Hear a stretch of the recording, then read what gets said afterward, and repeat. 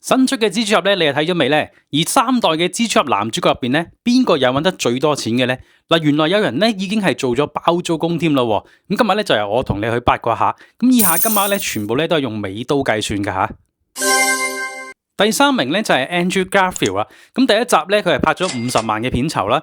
第2集咧係收咗100萬嘅，咁而喺客串呢個 No Way Home 嘅時候咧，就再收多100萬添，咁所以咧加埋咧就有250萬美刀嘅片酬啊！咁當然咧，當時嘅非凡蜘蛛俠系列咧，嗱咁第2集咧佢嗰幕飛身啊，但係差啲啲都救唔到女主角嗰幕咧，係真係超經典嘅，睇到好多粉絲咧話心都碎埋啊！就話點解唔俾個 happy ending 佢哋咧？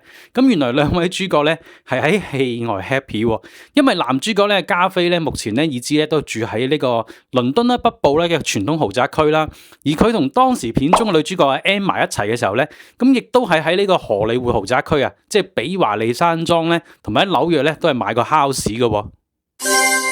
第2名咧就係 Tom Holland 啦，咁我哋一般咧都會好親切咁叫佢荷蘭弟嘅。咁率先咧就係亮相咧喺呢個咧客串嘅 Civil War 啦，咁啊收咗25萬啦。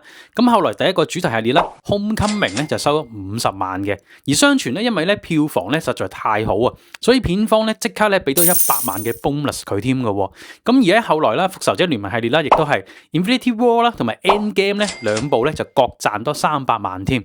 而喺之後咧 Far From Home 咧就收咗400萬啦，咁啊之前咧嘅 No Way Home 咧就收咗1000萬啦，咁而最新啱啱上畫嘅 Brand New Day 咧就傳緊咧係收咗2000到2500萬，再加咧呢個咧片酬嘅5% 添嘅，所以咧佢至少咧片酬方面咧係能夠賺到4000萬，而佢乖乖仔嘅印象咧都係好深受戲迷嘅喜愛啦，我自己都好中意佢啦，而佢咧好似就喜愛買錶咧多過買樓嘅，因為咧能夠揾到嘅資料咧都係咧就係最近啦佢同女主角亦都佢嘅未婚妻啦阿 Zendaya 咧就準備結婚而買嘅愛巢，咁咧就離佢本身住喺咧泰晤士河附近咧都好近嘅，咁就喺倫敦啦呢個西南部咧一套咧超過500萬美刀嘅一套咧舊式別墅，而佢拍完咧呢出嘅 Brand New Day 之後咧，到底仲會唔會續約啊？繼續拍蜘蛛俠系列咧，亦都係大家討論緊一個話題嚟嘅。到第1名啦，呼之欲出啦，冇錯 Tobey Maguire。